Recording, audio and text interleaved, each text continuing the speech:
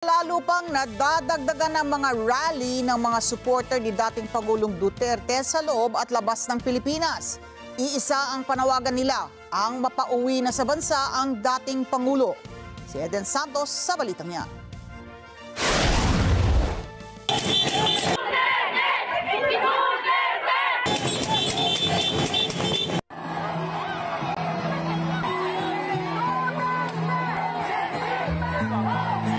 Tuloy-tuloy ang kilos protesta ng mga taga-suporta ni dating Pangulong Rodrigo Duterte sa loob at labas man ng bansa.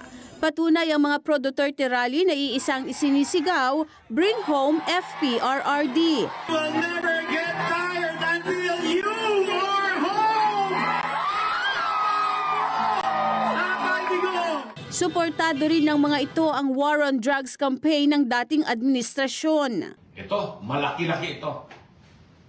1.4 million plus surrendered for rehabilitation. Ito yung mga drug addict na isalba rin ni Tatay Digong. Ito may 1.4 million na mga drug addict.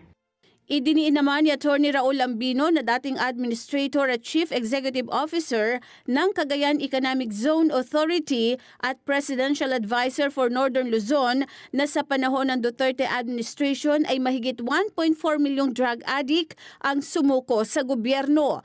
Nilinaw nito na hindi napatay sa war on drugs ang mga ito kundi nagparehab.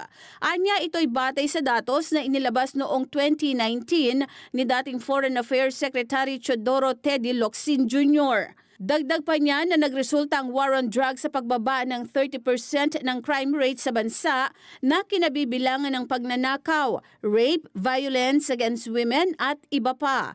Nanindigan naman ng Malacanang na mismo ang dating administrasyon ang humiling na ipatigil muna ang pag-iimbestiga ng ICC sa war on drugs. Kinwestiyon kasi ng kampo ng mga Duterte ang mabilis na pag-aresto kay FPRRD at ang paglilitis ng ICC na walang jurisdiksyon sa Pilipinas.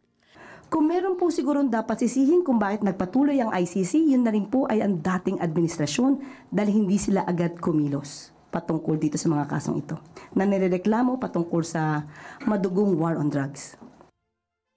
Eden Santos para sa Mata ng Agila.